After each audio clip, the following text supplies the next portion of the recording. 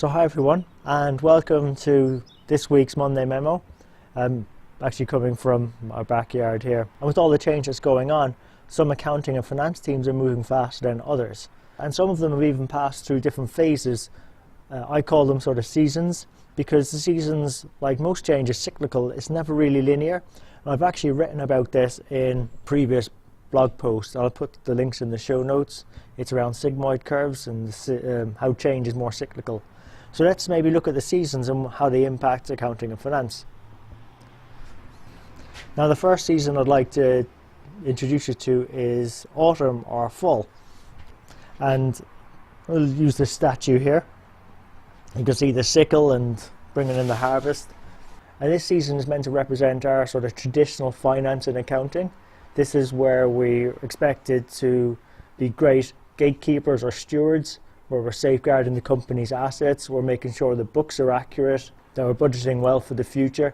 In fact, a lot of companies that have fiscal years that align with calendar years tend to start their budgeting, and there's no accident around now. So let's move on to the next season. Now this chap here is meant to represent winter. He looks very cold, and indeed, like in the Northern Hemisphere, our winters tend to be quite cold. So in this season, our role in accounting finance is to be like good operators, where we're doing the right things and doing things right. This is in effect this is really us being effective and efficient. And this time of year, it's no accident, I guess, that we have year-end audits, staff appraisals. It's where we perform our compliance.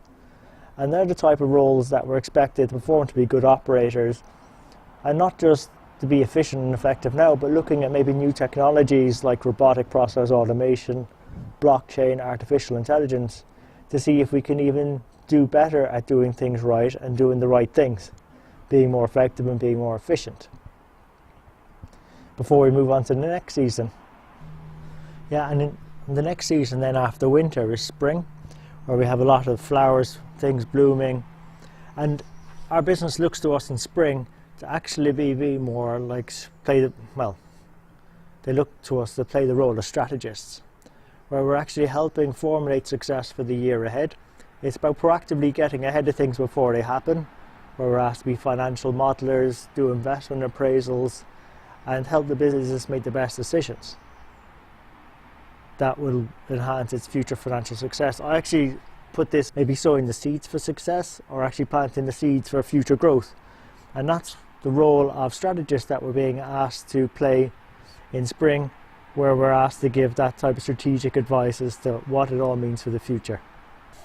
And if in the previous season, spring, it was about planting the seeds for future growth, well in summer, the next season is about nurturing those seeds, those plants, so they can grow even faster.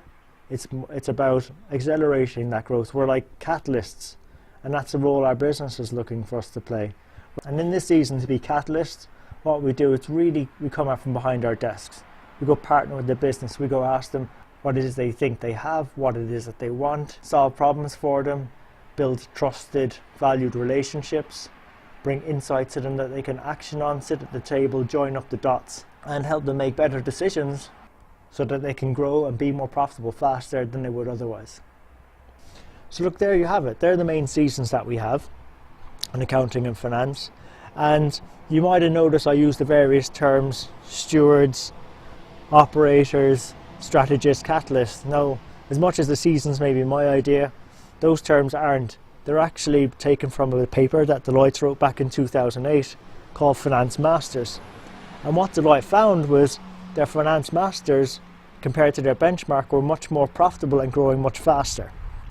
And these finance masters were doing a lot of these activities. They were stewards, operators, catalysts, and strategists.